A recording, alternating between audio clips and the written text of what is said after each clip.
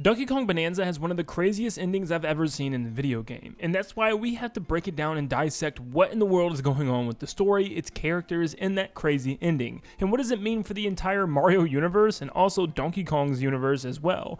Well, that's what we're here to dissect today. We'll give a brief overview of the entire story, following the events of the ending of the game, and talking about what that means. But of course, obviously, today we'll be talking about spoilers, so if you don't want spoiled, please click off of the video now and come back later. But thank you guys so much for tuning in. Real quick, I want to thank you guys for leaving so many brand new likes and subscriptions on yesterday's video. We got over 270 new subscribers yesterday alone, so we are quickly reaching our goal of 400,000 subscribers by the end of this year. So all you have to do is leave a like and subscribe right now. Let's see how many we can get on today's video if you enjoyed this video. Thank you so much, and let's jump into the ending of Donkey Kong Bonanza. Our story is relatively simple here. There's a new island out on the overworld called Ingot Isle, and tons of monkeys and apes, like Donkey Kong alike, are there mining for brand new gems called Banandium gems, which are these crystal bananas that not only look cool and probably very expensive, but they taste very good as well. Donkey Kong is just mining away until a giant void in the sky opens up, with a giant meteorite dropping down onto Ingot Isle, led by a crew of 3 mining monkeys called Voidco. They take their giant meteorite and smash it into Ingot Isle to start drilling into the ground, because they have one goal in mind: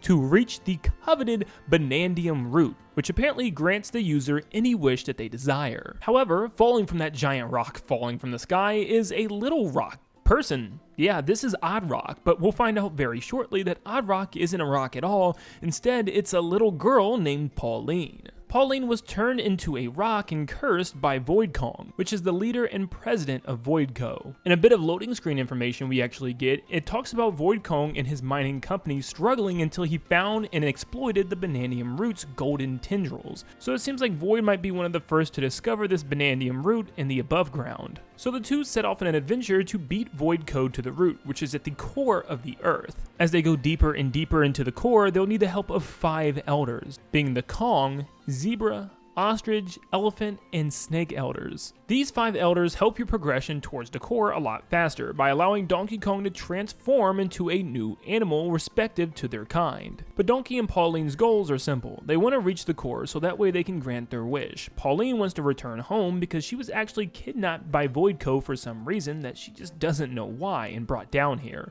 And then Donkey Kong just wants a bunch of bananas. The gang then reaches what seems to be like the final area, the home of the Banandium root.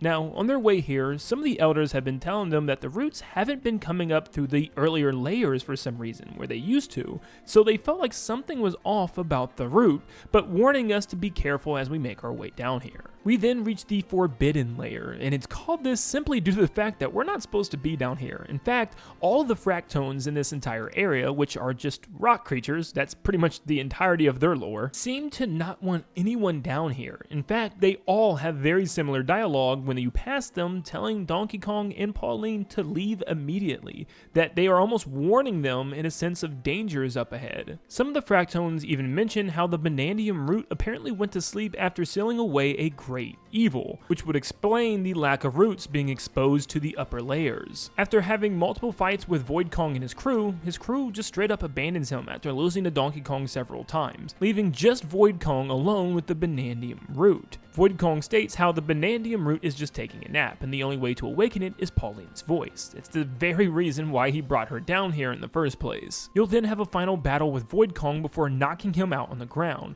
where Donkey and Pauline start making their way over to the root. Void Kong pops back up and turns DK into a rock very similar to the way he did Pauline, turning her into Odd Rock. But this time, Donkey Kong is unable to move, completely frozen solid, but still a heart of gold, as he's able to pound his chest in order to make a drum beat for Pauline to sing. This was all Void's plan, because in order to awaken Donkey Kong and break him free from the rock, she had to sing a song and use her voice in order to break him through, which would in turn awaken the slumbering Banandium root. Donkey Kong cracks free, but Void Kong rushes straight for the root and jumps on top of it before, out of nowhere, a giant green fist punches Void Kong all the way back to his giant floating meteorite ship that he's created. His magic banana remote drops down and the green arm grabs it, and the camera pans up slowly to finally reveal the main antagonist.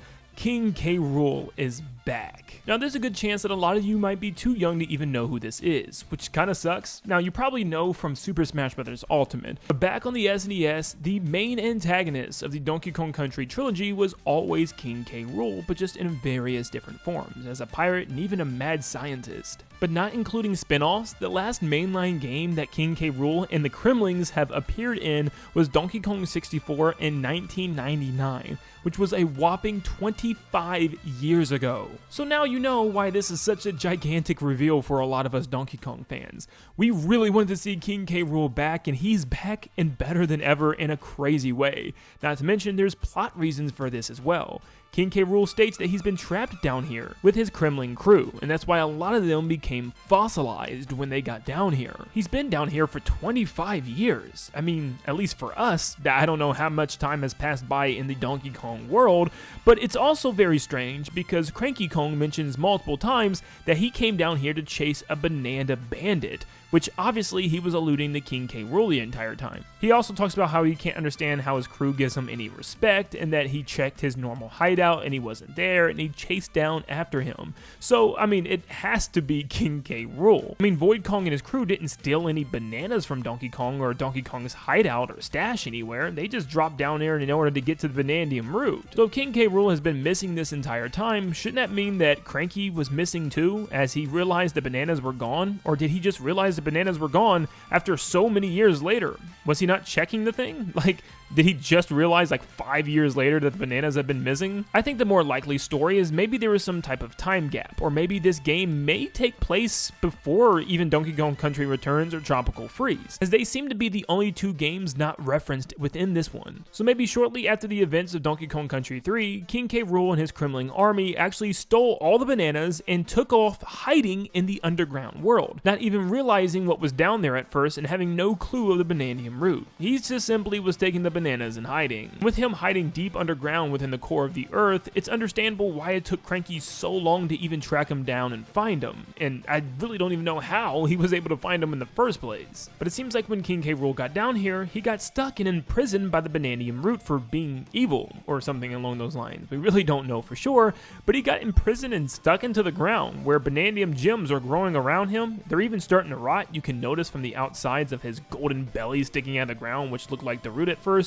You can even see the belly button and then the green fog emitting around the Banandium root as well. So yeah, it was clear as day that was King K. Rool the entire time, but was hidden pretty well from the developers. I really love this reveal. But King K. Rool then dives back underground in order to reach the true Banandium route. The gang then reaches the planet core, which seems to have already been occupied by critters that are surrounding the area, members of King K. Rool's Kremling army.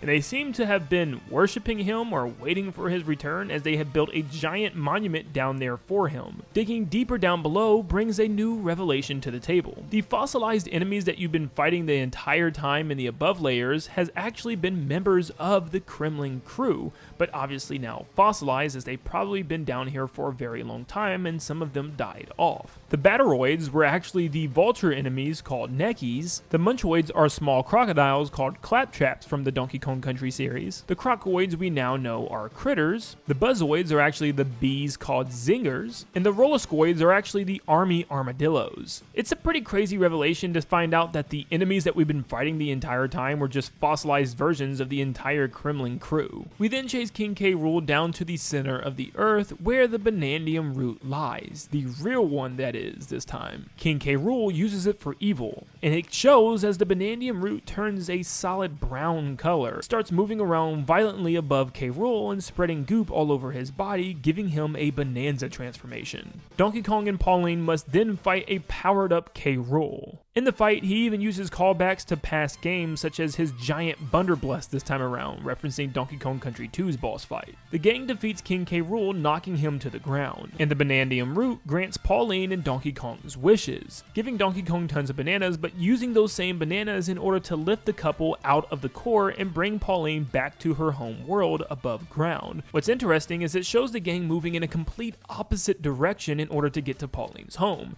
meaning Pauline's home is on the southern part of the globe, where Donkey Kong's Ingot Isle is on the northern part. So how in the world did Pauline end up from the southern part of the globe all the way to the northern part, kidnapped by Void Kong? It's hard to say. Now, of course, it's hard to say that this is just the southern part of the globe, at least from the angle and the view that we get from the world map. It's that southern part. Just wanted to make that clear. The logo then changes to a King K. Rool and Kremling inspired Donkey Kong Bananza logo, which means the game isn't over yet. The game then jumps into a fake credit scene showing a bunch of the game designers just being names of past Donkey Kong Country enemies, which is pretty hilarious, members of the Kremling crew. And then it pulls a very familiar end to the very first Donkey Kong Country, being the end with a question mark. K. Rool then uses his propeller pack from the final boss of Donkey Kong Country 3 in order to fly up and reach Donkey Kong and Pauline, and he tries to stop them from reaching the outside world. He then just decides to fly up and grab the Banandium root instead, but then they are blasted back to Pauline's home, which turns out to just be New Donk City. This is pretty strange considering the fact that Pauline is a child in this game and it's never really explained why. Now this alone warrants its own separate video, but it seems as if this is going to be some type of rewrite and a new origin story for Pauline, which would then make this game very early in the timeline. There's lots of theories out there already that maybe the original lady in the classic Donkey Kong and Jumpman are actually not Mario and Pauline, but maybe distant relatives like grandparents, or maybe not even related at all. I mean, we still do know that the events of the classic Donkey Kong still happen because Cranky Kong still talks about him in the Jumpman days,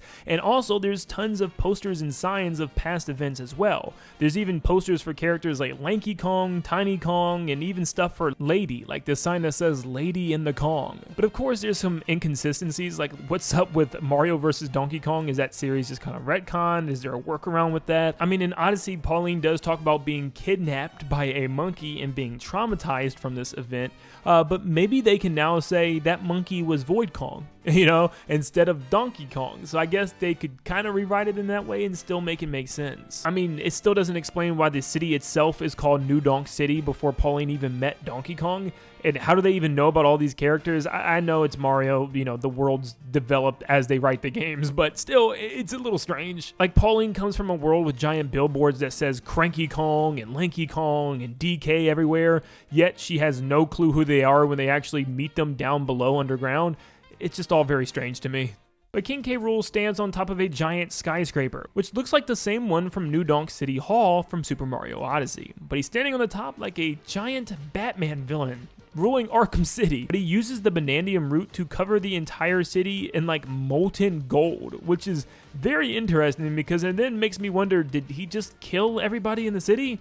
Is everyone dead down there? Are they drowning? Are they burning? Because if you jump into it with Donkey Kong, you burn immediately. So yeah, is he causing mass genocide in this city right now? Now this whole scene greatly reminds me of the Super Mario Bros. Super Show, where there was an episode called Showdown in Brooklyn, where Bowser, or King Koopa in that show, actually comes to the real world and fights Mario and the gang in Brooklyn, New York. Or even more so with the recent Mario movie, where Bowser and his army actually make it to the outside human world in New York City. K. Rool then completely takes over the city and turns every single Kong sign into a King K. Rool or Kremling sign. All the neon signs are lit up at night, and you can even see the giant screens and billboards that are actually playing live footage of the Kremling crew and the critters all celebrating to finally be free, and also King K. Rool dancing on those monitors as well. DK and Pauline then make their way through the Kremling army in a gauntlet of King K. Rool attacks, before reaching the final area where King K. Rool is waiting patiently in his new boxing ring. Yes, this obviously is a callback directly to the final boss of Donkey Kong 64. You can even see the 4 giant headlights and what seems to be the flying croc-inspired propellers that seems to be holding the lights up in the air. King K. Rool then bangs on his belly the same way that DK bangs on his chest to transform into his Bananza transformations. And that's exactly what K. Rool does, turning himself into an absolutely rotten mess of a K. Rool. Within yet again another final fight with K. Rool in his super form, you'll then blast him far off into the clouds in the background sky. Donkey Kong and Pauline has now saved the city, Well, sort of. In like a Avengers level saved, where like half the city is destroyed and probably most of the population has burned to death, but you know what? They did save the day still, somehow. Pauline is now happy to be back above ground and have her wish, and Donkey Kong gets his wish of tons of bananas in return. Pauline then does her signature keep the beat snap pose that she does in most of the recent games and Odyssey, and Donkey Kong dives back down below for some reason instead of going back to his island. I feel like he should go rest after all this, but nope, grabs all the bananas and dives back underneath the ground. Now, the normal ending is Pauline just simply playing her guitar and singing on the side of a busy road in New York, or shall I say New Donk City. However, it's not completely done yet, because Pauline comes back thanks to a teleporter. She states how she needs help with a new song, and that she's completely ran out of ideas, and she uses the help of the past elders and Donkey Kong to gather the most inspiration that she possibly can.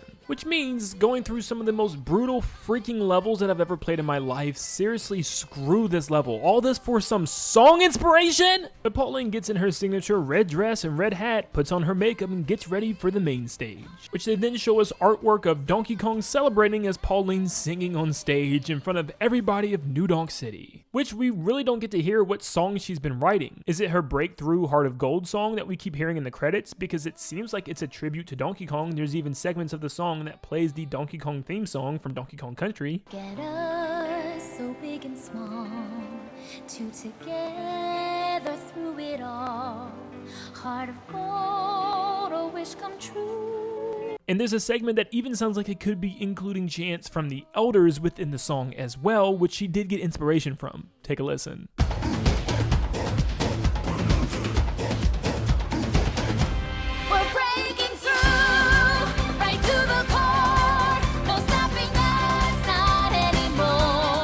Or is this where she came up with Jump Up Superstar, which doesn't seem likely because it kind of praises Mario, even though having tons of iconic imagery for Donkey Kong, the whole song and its lyrics talks about, you know, her Jump Up, One Up Superstar, which is Mario who pretty much saved the entire town. So I'm pretty sure it was her breakthrough song, considering the fact that it actually plays directly after she gains all her inspiration. It's just kind of weird that you actually already hear the song in the first round of credits before you even go through this part, so yeah, that whole thing was pretty strange to me. But that is the full ending explained for Donkey Kong Bonanza. King K. Rool is back, Pauline has a new origin story it seems like, and Donkey Kong's story continues to evolve. But what do you guys think of Donkey Kong Bonanza's story and ending? Did you find it kind of confusing? Did you really enjoy it? Or maybe you didn't even like it all so much? Definitely let me know in the comments down below, and please let me know if I missed any crucial details. And also, as we get ready to theorize about what the heck is going on with Pauline, let me know down below what your opinions are on what's going on. If you completed the game and have your own thoughts of what you think is actually happening with Pauline, is this just a rewrite of her character or something else entirely? Let me know what you think down below. Once again, leave a like and subscribe before you head out. Thank you guys so much for tuning in, and I hope you all have a blessed day, and I'll see you all on the next one. See ya, guys.